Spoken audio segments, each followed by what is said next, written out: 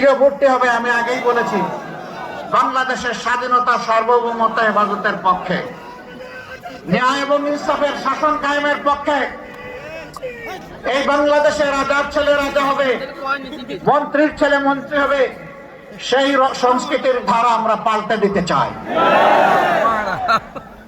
রাজার ঘরে জন্ম নিলেই রাজা হওয়া যাবে না, মন্ত্রীর ঘরে জন্ম নিলেও মন্ত্রী হওয়া যাবে না।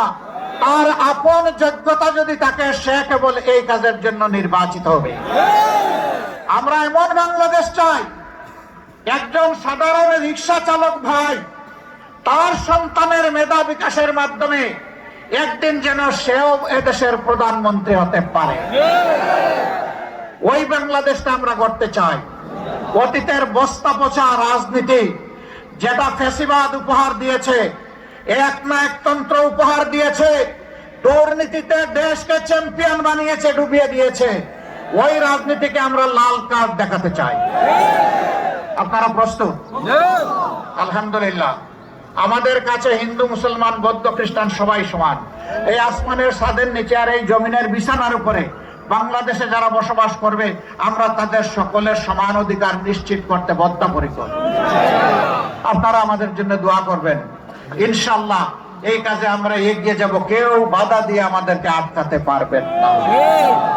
বিভিন্ন জায়গায় আমরা মাথা গরম হালত দেখতে পাচ্ছি। শীতের দিনে মাথা গরম করলে চৈত্র মাসে কি করবেন আপনারা? একটু মাথাটা ঠান্ডা রাখেন, একটু জুলাই যোদ্ধাদেরকে সম্মান করুন, এতগুলো শহীদের প্রতি একটু শ্রদ্ধা প্রদর্শন করুন। আবাল বৃদ্ধ বনিতা জীবনের ঝুঁকি নিয়ে গুলির সামনে বুক পেতে যারা দিয়েছিল, তাদেরকে একটু সম্মান করুন। সেই সম্মানটা করলে মাথা গরমের কোনো সুযোগ নেই। কিছু কিছু জায়গায় মা বোনদের উপরে কেউ কেউ হাত দিয়েছেন, আমরা তাদেরকে অতি বিনয়ের সাথে আহ্বান জানাবো, মা বোন আপনাদেরও আছে, নিজেদের মা বোনদেরকে একটু সম্মান করুন, তাহলে বাংলার সবগুলা মাকে বোনকে আপনিও সম্মান করতে পারবেন।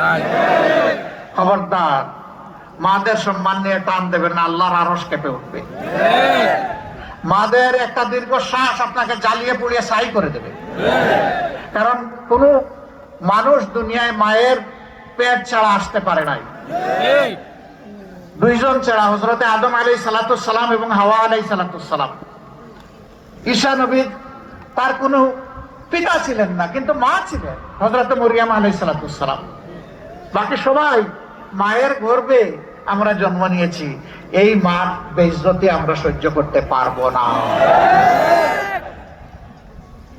আমার ভাই রেজাউল করিম, আমার ভাই শহীদ শরীফ ওসমান হাদি, কি দোষ ছিল তাদের? আবু সাইদের কি দোষ ছিল? যেই ছেলেটি দাবি আদায়ের জন্য রাস্তায় এসে বলেছিল, হয় আমার অধিকার দে, না হয় আমাকে একটা গুলি দে। জানা পেতে বলেছিল, বুকের ভিতরে তুমুল ঝড়, বুক পেতেছে গুলি কর।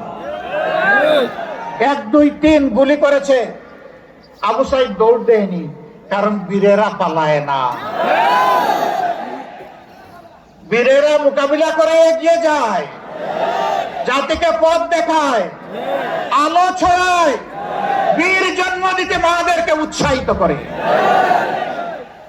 মহান প্রভুর দরবারে দোয়া করি, হে আল্লাহ, বাংলাদেশের মায়েদের পেটে সাধারণ সন্তান নয়, প্রত্যেকটি মায়ের গর্ভে তুমি বীর জন্ম দিয়ে দাও। এই বীরেরাই বাংলাদেশ গড়ে তুলবে ইনশাআল্লাহ। যুব সমাজ, আমরা বন্ধু, তোমাদের হাতে বেকার ভাতা তুলে দিতে পারবো না।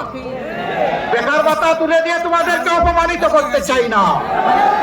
তোমাদের প্রত্যেকটা হাতকে দেশ গড়ার কারিগরের হাতে পরিণত করতে চাই, এবং তোমাদের হাতে আমরা মর্যাদার কাজ তুলে দিতে চাই। সেদিন প্রত্যেকটা যুবক যুবতী দাঁড়িয়ে নিজের বুকের দিকে ইশারা করবে, আমি বাংলাদেশ, এদেশ আমার, এদেশ আমি বলবো, এদেশের জন্য দিয়েই চলবো।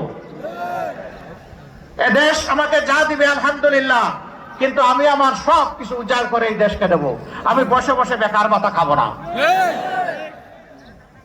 মা বোনেরা, বলা হয় যদি জামাতে ইসলামী বা তার সঙ্গীরা ক্ষমতায় যায়, তাহলে মা বোনদেরকে ঘরের বাইরে বের হতে দেবে না। আমাদের মা বোন আছে না? আমার স্ত্রী কন্যা আছে না? অবশ্যই আছে, আমাদের সকলের আছে। তারা কি ঘরেই বসে আছে নাকি কিছু দুনিয়ার সাথে অনেক কিছুতে অবদান রাখে? অবশ্যই অবদান রাখে।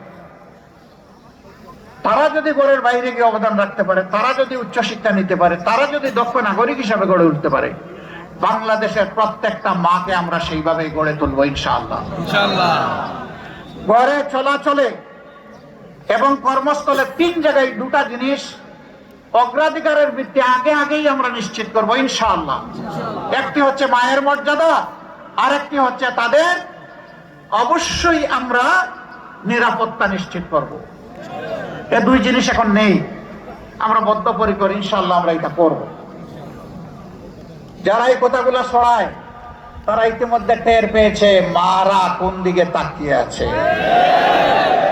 মাদের দৃষ্টি এখন মুক্ত নতুন বাংলাদেশের দিকে, পরিবর্তনের বাংলাদেশের দিকে। আমি আশ্চর্য, একজন বোন তিনি কাপড়ে চুপড়ে অন্যরকম, তাকে সাংবাদিক বন্ধু প্রশ্ন করেছে যে আপনি কাকে চান আগামীর ক্ষমতায়? তিনি বলছেন জামাত। জামাত হলে আপনি এই ড্রেস করতে পারবেন?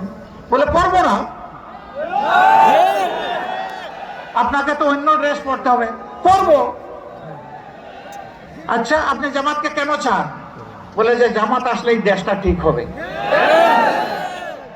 আবার জিজ্ঞেস করেন উনি যে জামাতের কোন কাজটা আপনার ভালো লাগে? ওই জামাতই আমার ভালো লাগে,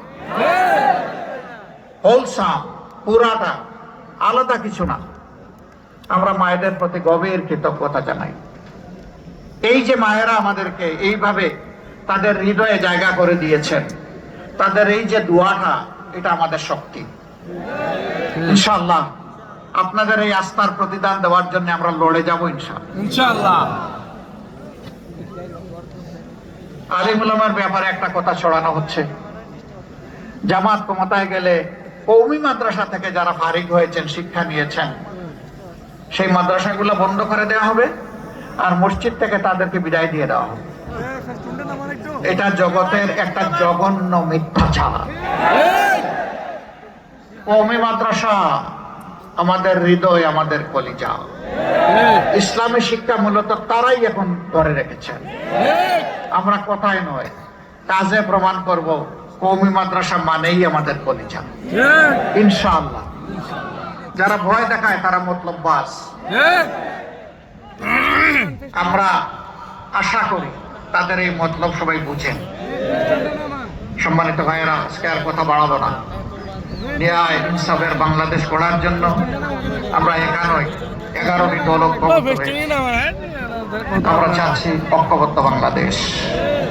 এই জাতিকে আমরা আর বিভক্ত করতে চাই না। আমরা জাতিকে ঐক্যবদ্ধ করেই সামনের দিকে এগিয়ে নিতে চাই, পিছনে নয়, সামনে দৌড়াবো ইনশাআল্লাহ। আপনারা এই দৌড়ে ম্যারাথনে শরীক হবেন? সবাই শরীক হবেন? মোবারকবাদ আপনাদেরকে। এবার আমরা প্রতীক একে একে তুলে দিচ্ছি। ফেনীর 3টি আসনের 11 দলের যারা মনোনীত প্রার্থী, 12 তারিখ ইনশাআল্লাহ আপনারা তাদেরকে নির্বাচিত করবেন, সর্বশক্তি নিয়োগ করবেন। এখন থেকে পাহারা দিবেন।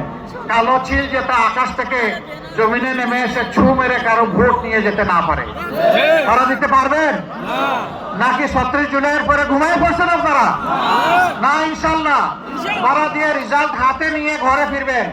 ঘরে ফিরে শান্তির ঘুম দিবেন, তাই না? না, ঘুমাতে পারবেন না। ঘরে ফিরেই ভালো করে ওযু করবেন, 2 রাকাত নামাজের জন্য 4টা সেজদায় কেঁদে কেঁদে আল্লাহর দরবারে শুকরিয়া আদায় করবেন। আর আল্লাহর কাছে ভিক্ষা চাইবেন। মানুষের প্রত্যাশার, জনগণের প্রত্যাশার একটা বাংলাদেশ, 18 কোটি মানুষের প্রত্যাশার একটা বাংলাদেশ যেন করতে পারি। পরিষ্কার ঘোষণা, জামাতে ইসলামের বিজয় চাই না, 18 কোটি মানুষের বিজয় চাই ইনশাআল্লাহ তাআলা রাজিব।